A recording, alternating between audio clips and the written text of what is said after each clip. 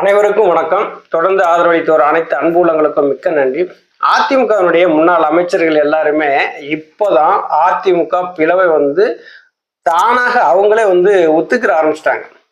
இது எப்படி ஒத்துக்க ஆரம்பிச்சாங்க அப்படின்னா, ஒவ்வொரு இடங்களையும் அந்த கள ஆய்வு கூட்டம் ஒன்று நடத்தினாங்க இல்லையா, அந்த கள ஆய்வு கூட்டத்துல ஏற்பட்ட அந்த புரட்சி தான் எல்லாருமே ஆமா சாமி அதிமுகவுல பிளவு ஏற்பட்டிருக்கு, அதை நாங்க இல்லைன்னு மறுக்கல, ஆனா எல்லாரும் ஒத்துமையா வேலை செய்யுங்க அப்படின்னு சொல்ற நிலைமைக்கு வந்துருச்சு. KP முனுசாமி என்ன சொல்றாரு, அதிமுகவுக்கு இந்த தேர்தல் வாழ்வா சாவா போராட்டம் அப்படிங்காரு. வாழ்வா சாவா போராட்டம்னு சொன்னாலே அதிமுகவுல மிகப்பெரிய பிளவு ஏற்பட்டிருக்கு, நீ ஒத்துமையா வேலை செய்யணும் அப்படிங்கிறத அவரு அதிமுகவுடைய பிளவையும் ஒத்துக்கிறாரு. அதிமுக ஒரு குடும்பம், இந்த குடும்பத்துல பல்வேறு பிரச்சனைகள்லாம் ஏற்படலாம், அந்த பிரச்சனைகள்லாம் கலைந்து நம்ம ஒற்றுமையோட வேலை செய்யணும் அப்படின்னு சொல்றாரு. அப்ப அதிமுகங்கிற அந்த குடும்பத்துல மிகப்பெரிய அளவுல ஒரு பிளவு ஏற்பட்டிருக்குங்கிறத தங்கமணி அவர்களுமே ஒத்துக்கிறாங்க. இப்படி பல்வேறு இடங்கள்ல பிரச்சனைகள் நடந்துட்டே இருக்கு. மதுரை மாநகர் மாவட்ட செயலாளர் செல்லூர் ராஜு அவர்கள அந்த மாவட்டத்துல ஒரு கலாய்வு கூட்டம் நடத்தியிருக்காங்க. திருப்பரங்குன்றத்துல ஒரு கலாய்வு கூட்டம் நடத்தியிருக்காங்க. சார் ராஜன் செல்லப்பா. இதுல எல்லாமே பாத்தீங்கன்னா மிகப்பெரிய அளவுல அடிதடிகள் போய்கிட்டே இருந்த உடனே இப்ப எல்லாருமே என்ன பேச ஆரம்பிச்சிட்டாங்க அப்படின்னா, எல்லாரும் ஒற்றுமையா வேலை செய்யுங்க. மொத்தத்துல என்ன நினைக்கிறாங்க அப்படின்னா, எல்லாரும் சேர்ந்து வேலை செய்யுங்க, அம்மாவனுடைய ஆட்சியை கொண்டு வரணும்னு சொல்றாங்க. இவங்க எல்லாருமே அதிமுகவினுடைய பிளவை ஒத்துக்கிறதுக்கு ஒரு முக்கியமான காரணம் ஒண்ணு இருக்கும் இல்லையா. அதுக்கு முக்கிய காரணம் பாத்தீங்கன்னா ராமநாதபுரம் பாராளுமன்ற தொகுதி தான். எடப்பாடி பழனிசாமி தலைமையில அதிமுக பாராளுமன்ற தேர்தலை சந்திச்சது. அப்ப அவர் எடப்பாடி பழனிசாமி கையில இரட்டை இலை சின்னமும் இருந்தது. அவர் வாங்கின வாக்கு எவ்வளவு தெரியுமா? வெறும் 20% வாக்கு தான்.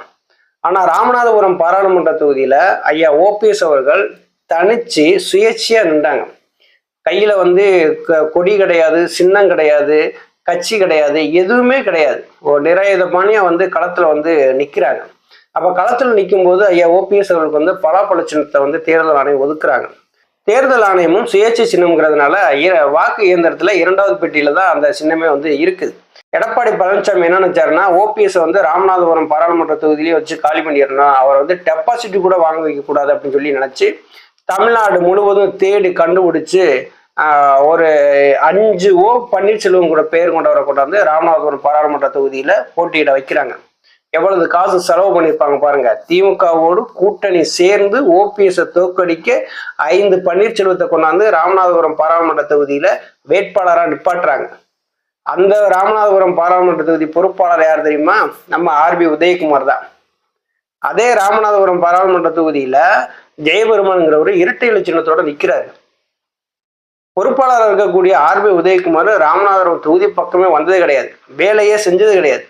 ஜெயபெருமானுமே கையில இருக்கிற காசெல்லாம் செலவு பண்ணி பார்த்தாரு. அதுக்கடுத்து தலைமையில கையில காசு வரல அப்படின்னா டக்குன்னு அவருமே ஒதுங்கிட்டார். ஐயா OPS கடுமையான போட்டியை சந்திச்சாங்க. 12 நாட்கள்ல அந்த சுயேட்சை சின்னமான அந்த பலாப்பழ சின்னத்தை மக்கள்கிட்ட கொண்டு போய் சேர்க்கணுங்கிறது பெரிய விஷயம். அப்படி இருந்துமே மக்கள்கிட்ட கொண்டு போய் சேர்த்து கிட்டத்தட்ட 3,42,000 வாக்கு வாங்கினார்.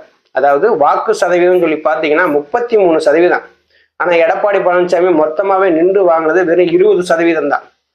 அப்பதான் எடப்பாடி பழனிசாமி நினைக்கிறாரு, OPS தனிச்சு நின்றே 33% ஓட்டு வாங்கிட்டாரு அப்படின்னா அதிமுகவுக்குள்ள இவரை உள்ள கொண்டு வந்துட்டோம் அப்படின்னா கண்டிப்பா நமக்கு ஒரு நேர் எதிர் போட்டியா நிற்பாரு. அப்ப நமக்கு பொதுச்செயலாளர் வாங்குற வாய்ப்பு இல்லாம போயிடும். இப்பொழுது காசு பணம் செலவழிச்சு நம்ம கட்சிக்கு பொதுச்செயலாளர் வந்திருக்கோம், சுயேட்சையா நின்று 33% வாக்கு வாங்கினா OPS நம்ம கட்சிக்கு உள்ள இணைச்சிட்டோம் அப்படின்னா நமக்கான ஒரு பிடி தளர்ந்து போகும், நமக்கான இடம் கேள்விக்குறியாகும் அப்படிங்கிறதுனாலதான் இணைப்புங்கிற பேச்சுக்கு இடமே இல்லை அப்படிங்கிற நிலைமையில எடப்பாடி பழனிசாமி இருக்கிறாரு. ஆனா முன்னாள் அமைச்சர்கள் எல்லாரும் என்ன நினைக்கிறாங்க அப்படின்னா, அதிமுகவினுடைய பிளவை சரி செய்யணும்னு நினைக்கும் போதெல்லாம் எடப்பாடி பழனிசாமி தடுத்து நிப்பாட்டுறாரு. OPS கட்சிக்கு உள்ள தேவையில்லை, நம்மளே எல்லாம் பார்த்துக்கலாம் அப்படின்னாரு. ராமநாதபுரம் தொகுதி அவ்வளவு ஈஸியா யாருமே கணிச்சிட முடியாது. அங்கே பாத்தீங்கன்னா ஒரு ஜாதியினுடைய கட்டுக்குள்ள இருக்கக்கூடிய ஒரு டிஸ்ட்ரிக்ட் ராமநாதபுரம் டிஸ்ட்ரிக்ட். அங்கே எல்லா மதங்களும் இருக்கும், எல்லா ஜாதிகளும் இருக்கும். இருந்தாலும் ஒரு சுயேட்சையா நிற்கக்கூடியவருக்கு இவ்வளவு சதவீதம் ஓட்டு விழுகுது அப்படின்னா மக்கள் தீர்மானிக்கிறாங்க. அதிமுகவுக்கு தலைமை பொறுப்புக்கு தகுதியான ஒரு OPS தான் அப்படின்னு தீர்மானிக்கிறாங்க. அதே இடத்துல வந்து எடப்பாடி பழனிசாமி கையில கட்சி இருக்கு, கொடி இருக்கு, சின்னம் இருக்கு. அதே இடத்துல வந்து வேட்பாளரா ஜெயபெருமானுங்கிற இரட்டை இலை சின்னம் நிக்குது. அங்க வந்து டெபாசிட் இழக்குது.